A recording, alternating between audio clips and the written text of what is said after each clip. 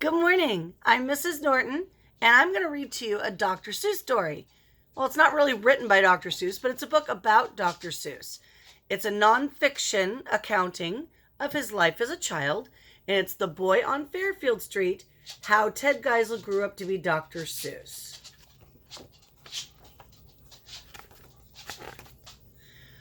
Once upon a time, there lived a boy who feasted on books and was wild about animals. He was born in 1904 and lived in the best of all possible places, 74 Fairfield Street in Springfield, Massachusetts. The gray three-story house was exactly 3 blocks from the public library, and it was just 6 blocks from the zoo. This boy loved lots of things besides reading and animals: sledding, doodling, trying on costumes, singing around the piano with his family, exploring the green fields of nearby Forest Park.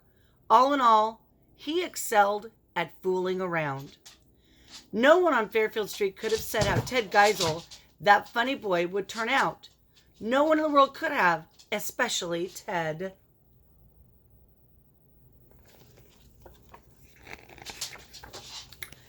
At dinner, Ted's family gathered around the huge oak table. Often they talked about the animals in the zoo. Ted's father, Theodore Geisel, worked in the family business, but he also helped out at the zoo and eventually was superintendent of parks, which meant he actually ran the zoo. Ted would eat baked beans and bratwurst and thrill to stories of stubborn bears and chattering monkeys, prowling lions and wild wolves. At night, their hoots and cries sometimes found their way into his dreams.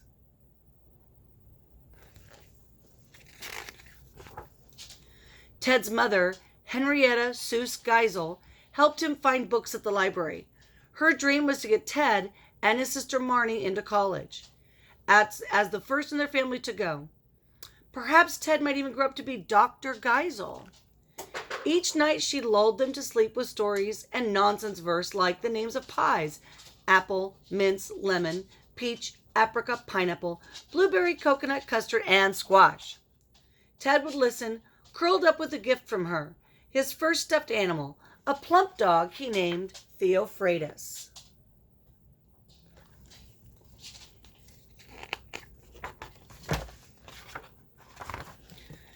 Ted celebrated his birthday with noisy parties of dozens of neighborhood children wearing funny costumes and hats. In the winter, he built tunnels in the snow in the backyard and went sledding and ice skating in Forest Park. When spring arrived, he marched his toy soldiers around on the front porch with his 3-legged bulldog Rex for company. He and his best friend Bill would roam the neighborhood. Neighbors were always interesting to him. A family named the Bumps, a dentist who treated patients in his own home, 2 women who didn't mind when Ted practiced his bugle — they were hard of hearing — and the nosy man across the street. He ran the local newspaper, the Springfield Union. Ted and Bill and other Fairfield Street boys invented ways to test each other, like chin-ups or ear-wiggling contests. All year round they explored Forest Park with its lily ponds, trout streams, bike paths, and tennis courts. During summers at a beach cottage, Ted went fishing with his father, built sandcastles, learned to swim, dug in the sand for clams. The family sang or told stories at night, usually outside, where Ted could count fireflies and stars. Parades around Springfield were happy days. There was so much to take in: circus acrobats, flashy marching bands with trumpets and drums pulsing. People twirled by on bicycles of all kinds.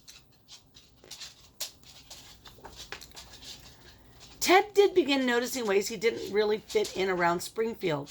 He spoke German as well as English. His grandparents were German immigrants, and the Geisels were always the outsiders compared with families that had lived there for generations. Events in Europe were causing anger at German Americans here. Thoughtless children in school teased Ted for having a German name, singing German songs, eating German food, and whatever else they could think of, even having a dog with 3 legs. Sometimes they chased him or beat him up. It was on the playground that Ted developed his strong awareness of injustice. On top of that, the Geisel family business was a brewery. Plenty of Springfield citizens frowned on people who drank beer. Nor did Ted always fit in at home. Both his parents were skilled at rifle shooting and won trophies for it. Every morning his father practiced shooting holes in paper targets for half an hour. He always encouraged Ted to take up target shooting or some competitive sport. But Ted was bored by shooting, and he avoided athletics whenever he could. Gym teachers sighed at his lack of muscles. Certainly no one he knew seemed to like drawing as much as he did. Sometimes he even drew on his bedroom walls with his crayons. Everyone was horrified, except for his mother. He drew the animals he saw in his father's zoo. He drew imaginary creatures. He drew whatever popped into his heads. Like his friends, he adored Crazy Cat and other comic strips. Ted would run up to the corner each night to greet his father, then grab the comics page from his father's newspaper. One day when Ted was 12 and doodling as usual, he found himself sketching a funny little cartoon of a man reeling in a giant fish. His parents helped him enter the drawing in a contest run by the Springfield Union. Ted won first prize. But when he tried taking an art class in high school, the only one he ever took, his teacher scolded him for breaking rules. She thought he was fooling around. The day she warned him he would never be successful at art, he quit the class. Ted did break rules. He was starting to notice when rules didn't make sense, and he already knew his art broke the rules. His biggest crime was exaggerating things. The creatures he drew had ears 9 feet long. His horses had wings. His cows could fly as well. His animals looked like plants, and his plants looked like animals. He had just this unusual way of looking at the world, and more often than not, this seemed like a bad thing to other people. Ted turned 13 in 1917, the year the United States declared war on Germany and entered World War I. Luckily, no one could question his patriotism. He was a proud Boy Scout selling United States Liberty bonds to support the war effort. Walking door to door around Springfield, he collected so much money that he became one of the top 10 bond-selling scouts in town. Now he was going to receive an award. Ted stood on a platform in front of City Hall, grinning at his family and the thousands of Springfieldians who turned out that sunny morning. Ex-President Theodore Roosevelt stirred up the crowd with a speech, then walked down the line of scouts, handing out medals and congratulating each one. Ted stood up straight. But when the former president came up to him, Roosevelt blurted, "What's this little boy doing here?" It seemed Roosevelt had only 9 medals, and Ted was the 10th scout in line. No one knew what to do. After a painful silence, Ted was guided off stage. His usual instinct was to be awkward in public, but after that, he tried to avoid being in public at all.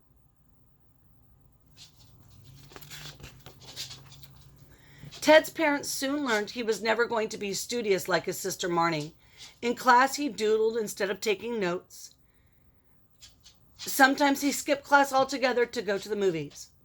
Even his mother frowned at him then, warning that people who went to movies in the daytime ended up as failures, not doctors.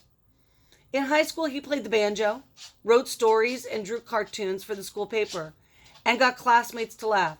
They voted him class artist and class wit. Ted did have one teacher who encouraged him, his favorite English teacher. He urged Ted to apply to his old school, Dartmouth College, in nearby New Hampshire.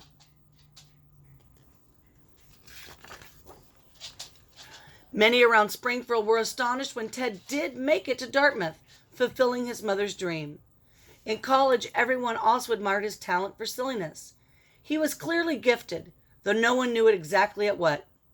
It wasn't as if men could doodle for a living. His best times were writing verse and drawing for the Jack-o'-lantern, the college humor magazine.